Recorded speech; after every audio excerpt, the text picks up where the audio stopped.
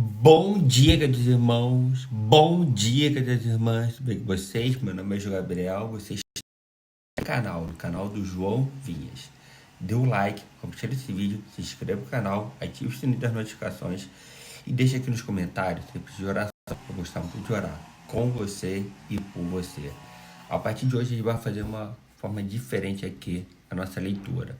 Eu vou adicionar a leitura bíblica diária que minha prima Vivian me manda todo dia. Eu vou retomar essa leitura bíblica. Para não ter dois vídeos gravados num dia, vou gravar tudo num vídeo só. A leitura do livro Uma Vida com Propósito, de Rick Warren, e a leitura bíblica diária que minha prima Vivian, lá de Cachoeiro, me manda. Tá? Então a leitura bíblica de hoje é 1 Timóteo 3 e 4. 1 Timóteo 3 e 4. 1 Timóteo 3 e 4. Aqui eu estou na Bíblia Sagrada do Centenário. A versão é ARA, tá? Almeida, revista e atualizada. 1 Timóteo 3 e 4. Fiel é a palavra. Se alguém aspira ao episcopado, excelente obra almeja. É necessário, portanto, que o bispo seja irrepreensível, esposo de uma só mulher, temperante, sóbrio, modesto, hospitaleiro, apto para ensinar, não dado ao vinho, não violento, porém cordato, inimigo de contendas, não avarento, e que governe bem a própria casa, criando os filhos sob disciplina com todo respeito. Pois, se alguém não sabe governar a própria casa, como cuidará da igreja de Deus?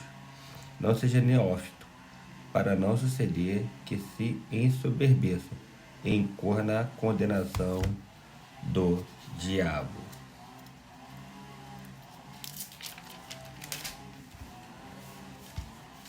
Pelo contrário, é necessário que ele tenha bom testemunho dos de fora, a fim de não cair no opróbrio e no laço do diabo.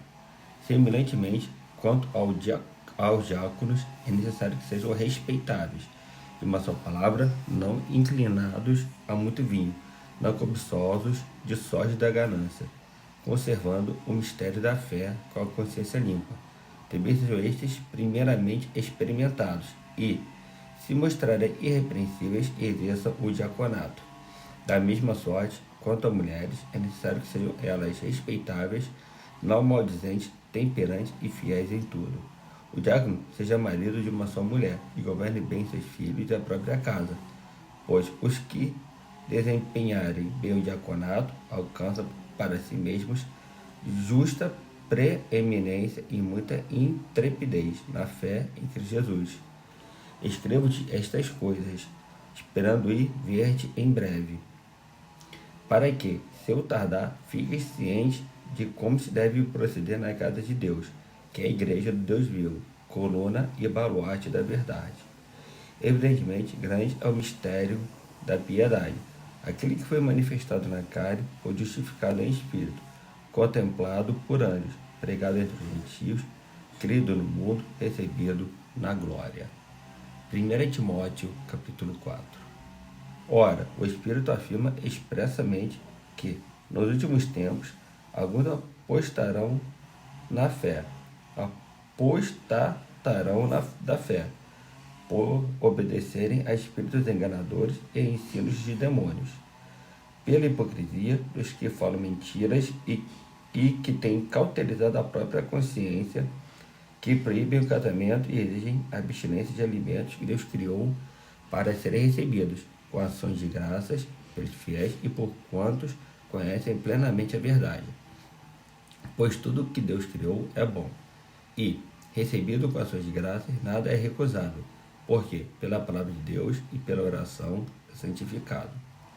Expondo estas coisas aos irmãos, serás bom ministro de Cristo Jesus, alimentado com as palavras da fé e da boa doutrina que tens seguido, mas rejeita as fábulas profanas e de velhas caducas. Exercita-te pessoalmente na piedade, pois o exercício físico para pouco é proveitoso, mas a piedade para tudo é proveitosa, porque tem a promessa da vida que agora é e da que há de ser. Fiel é esta palavra e digna de inteira citação. Ora, é para esse fim que labutamos e nos esforçamos sobremodo, porquanto temos posto nossa esperança no Deus vivo, Salvador de todos os homens, especialmente dos fiéis. Ordena e ensina estas coisas. Ninguém despreze a tua mocidade. Pelo contrário, torna-te padrão dos fiéis, na palavra, no procedimento, no amor, na fé, na pureza. Até minha chegada, aplica-te à leitura, à exortação, ao ensino. Não te faças negligente para com o dom que há em ti, o qual te foi concedido mediante a profecia, com a impressão das mãos do presbitério. Medita estas coisas e nelas se diligente, para que o teu progresso a todos seja manifesto. Tenha cuidado de ti mesmo e da doutrina. Continua nestes deveres, porque, fazendo assim, salvarás tanto a ti mesmo como aos teus ouvintes. Agora a gente vai para a leitura do livro Uma Vida com Propósito, de Rick Warren. De Rick Warren. Dia 17. Dia 17. Um lugar ao qual pertencer. Agora vocês são membros da própria família de Deus e cidadãos do país de Deus, e pertencem à casa de Deus como todos os cristãos. Efésios 2, 19. Aqui, cadê? Efésios está por aqui. Aqui.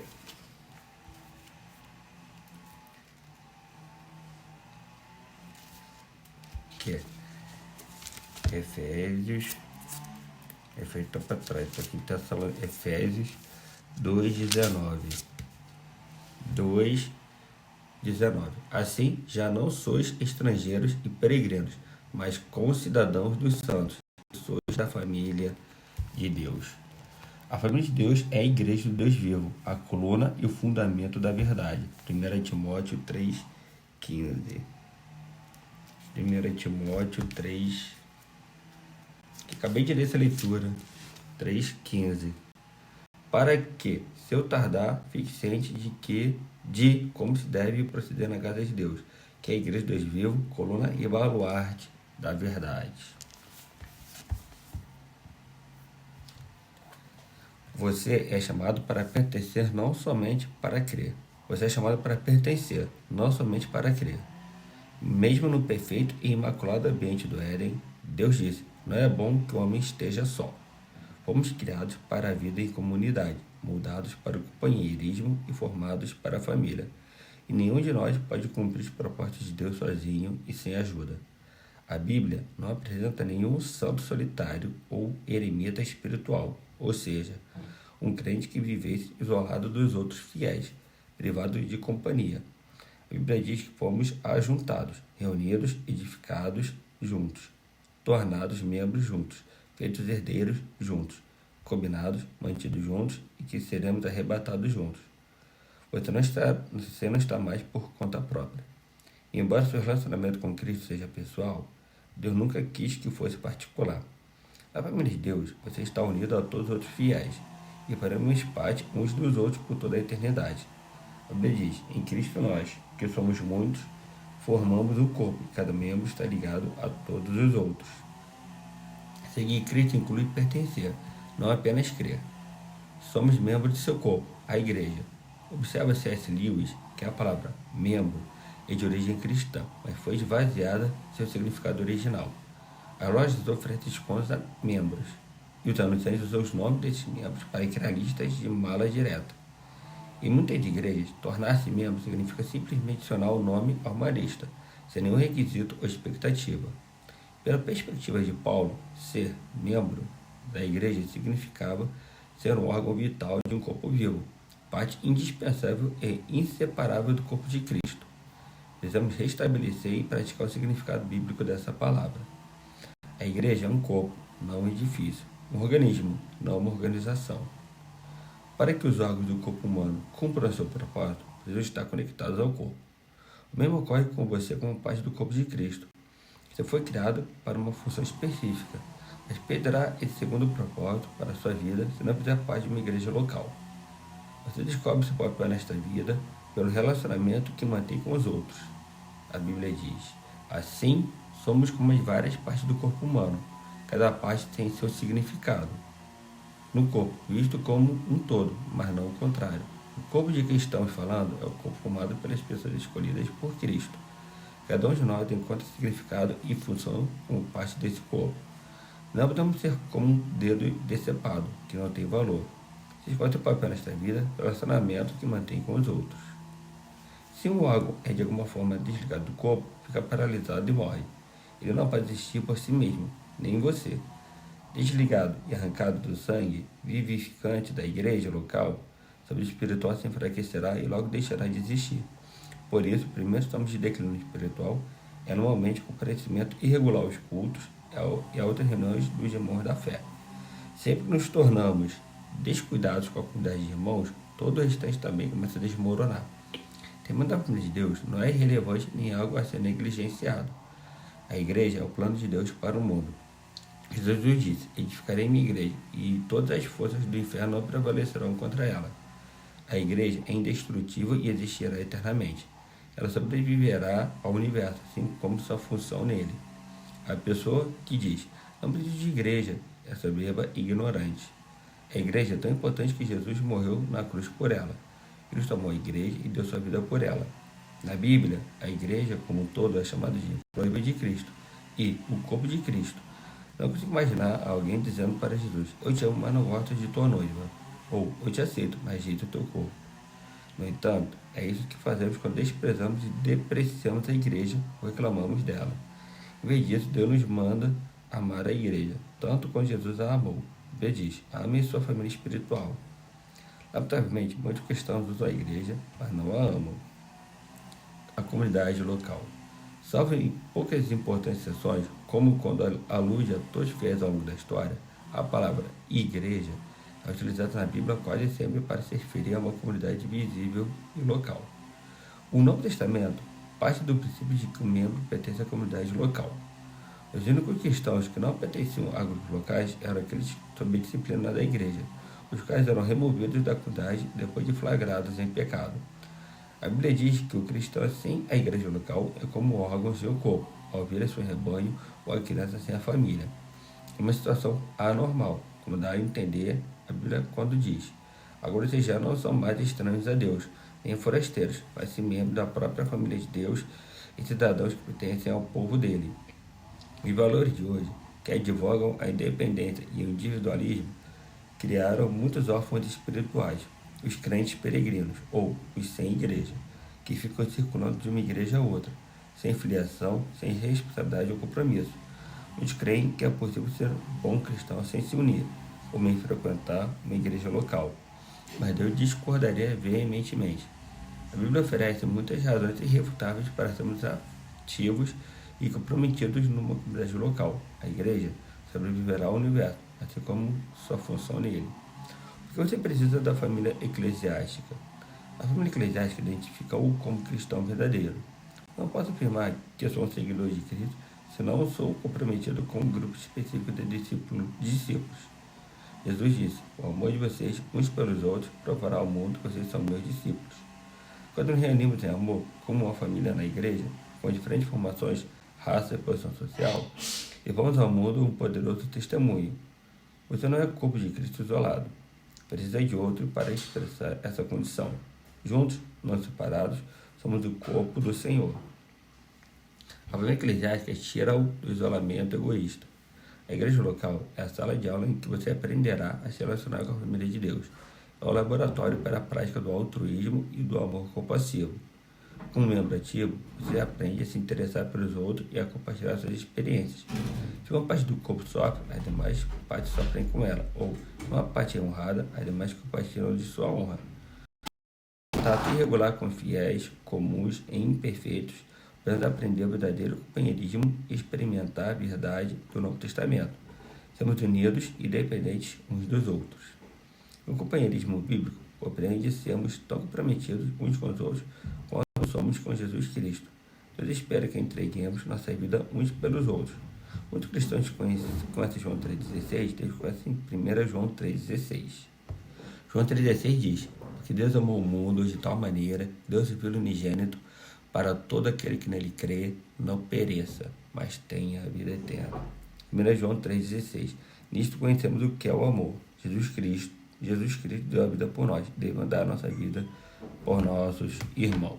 Vamos ver lá, 1 João, lá no final da Bíblia. 1 João, Tito Filemon. 1 João.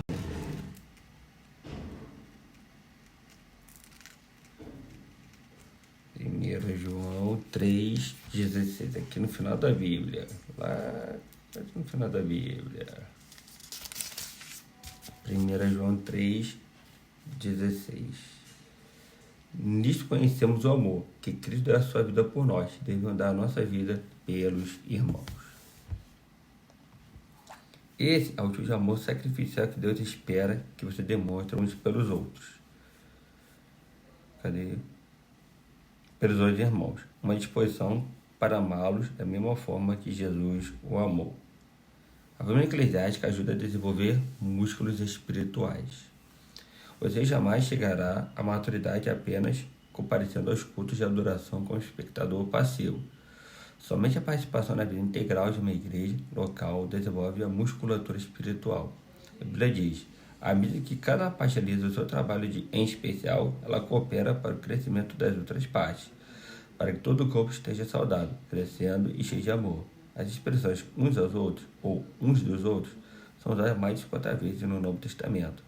Recebemos ordem para amar uns aos outros, orar uns pelos outros, incentivar uns aos outros, admoestar uns aos outros, saudar uns aos outros, servir uns aos outros, ensinar uns aos outros, aceitar uns aos outros, honrar uns aos outros, carregar os fardos uns dos outros, perdoar uns aos outros, submetemos uns aos outros e sermos dedicados uns aos outros, além de muitas obrigações mútuas. Isso é ser membro do ponto de vista bíblico. Essas são as responsabilidades familiares que Deus espera que você cumpra na comunidade local, com quem você vem agindo dessa forma. Pode parecer mais fácil ser santo quando não há mais ninguém por perto para frustrar suas preferências, mas essa é uma santidade falsa, que não foi posta à prova. O isolamento é deliberadamente enganoso, e a farta nos enganarmos pensando sermos maduros quando não há ninguém para nos contestar. A verdadeira maturidade manifesta-se nos relacionamentos. Precisamos de algo mais que a Bíblia para crescer. Precisamos de outros irmãos, crescer mais fortes e mais rapidamente, aprendendo uns com os outros e sendo responsáveis uns pelos outros. Quando os outros compartilham o que Deus lhes ensina, também aprendemos a crescer. O corpo de Cristo precisa de você. Deus tem uma função específica para você na família cristã. Isso se chama ministério. E o Senhor lhe concedeu talentos para essa missão. Um dom espiritual é dado a cada um de nós, visando ajudar toda a igreja. A comunidade local é o lugar planejado por Deus para que você descubra, desenvolva e utilize seus talentos. Você até pode ter um ministério mais abrangente, mas será algo adicional a seu serviço no corpo local. Jesus não prometeu edificar seu ministério, prometeu edificar a igreja dele. Você participará na missão de Cristo no mundo. Quando Jesus andou entre os homens, Deus trabalhou por meio do corpo físico de Cristo. No dia de hoje, ele usa o corpo espiritual de seu Filho.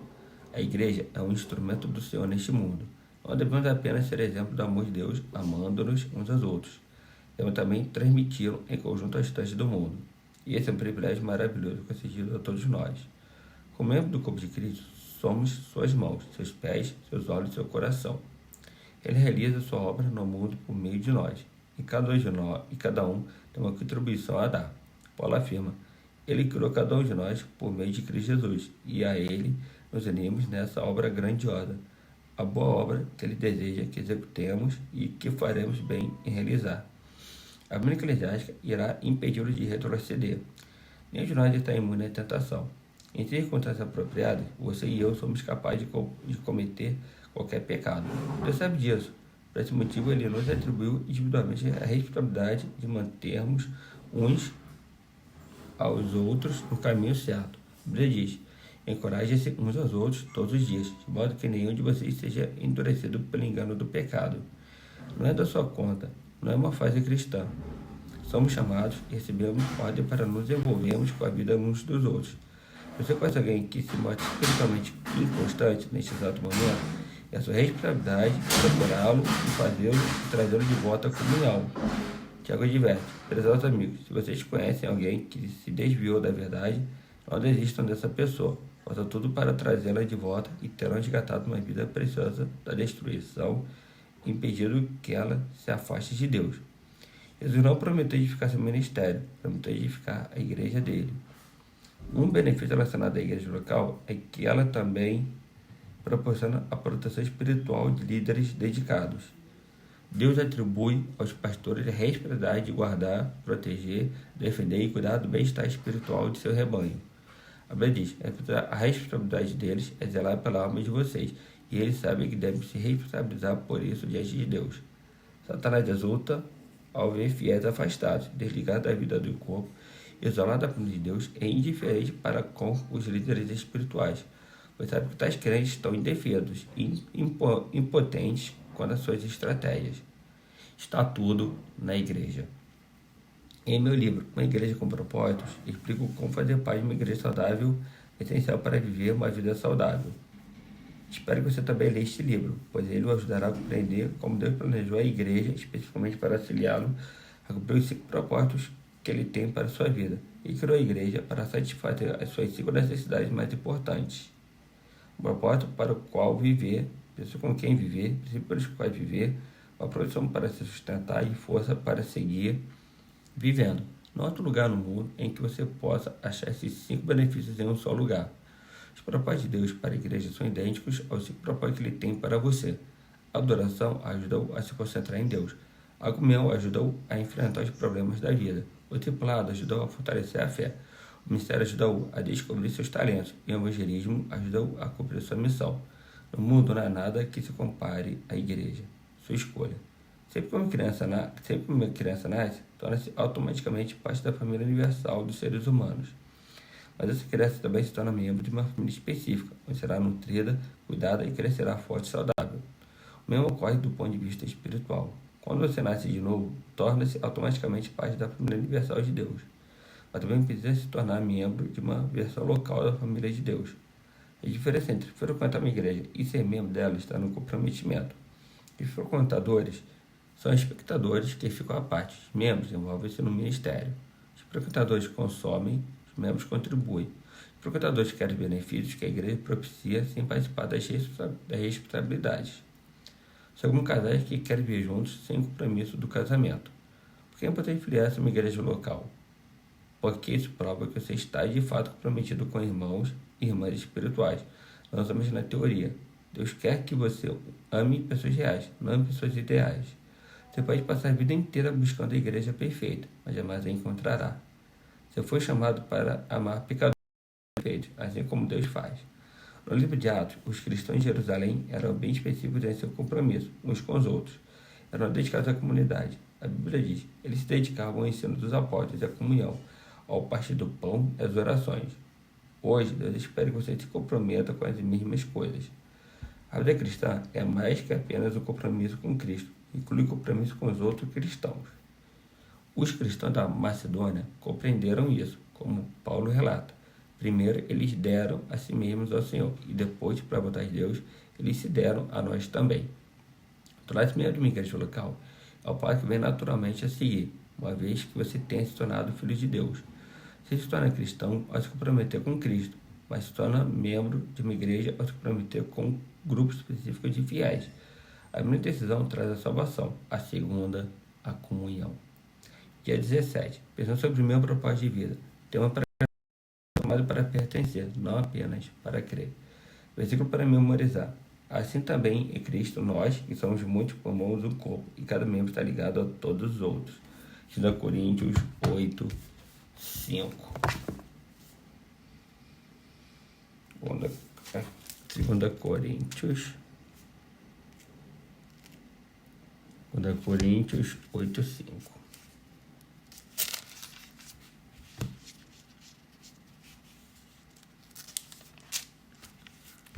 8, 5. E não somente fizeram como nós esperávamos, mas também deram-se a si mesmos, primeiro ao Senhor, depois a nós, pela vontade de Deus.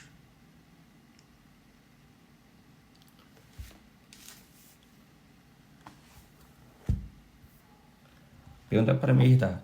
Meu nível de desenvolvimento em igreja local demonstra que amo e estou prometido com a família de Deus. Acabou aqui a minha leitura do livro Uma Vida com Propósitos, de Rick Warren, dia 17, um lugar ao qual pertencer. Se Deus participa mais de um dia de vida, são nos 10. Venha colocar de ti, só se você conver esse vídeo gravado aqui no YouTube, que essa palavra pode gerar fruto nos nossos corações. Senhor, te nos dá a bênção de proteger de todo mal, Senhor. Ter nos dado um dia na tua presença, cada dia mais nossa fé em ti. Pai Deus, Senhor Jesus. Amém. Bom, acabou aqui. Dê um like, comente esse vídeo, se inscreva no canal, ative o sininho das notificações, deixe aqui nos comentários sobre de oração. Eu vou gostar muito de orar com você e por você. Valeu, até a próxima. Tchau, tchau.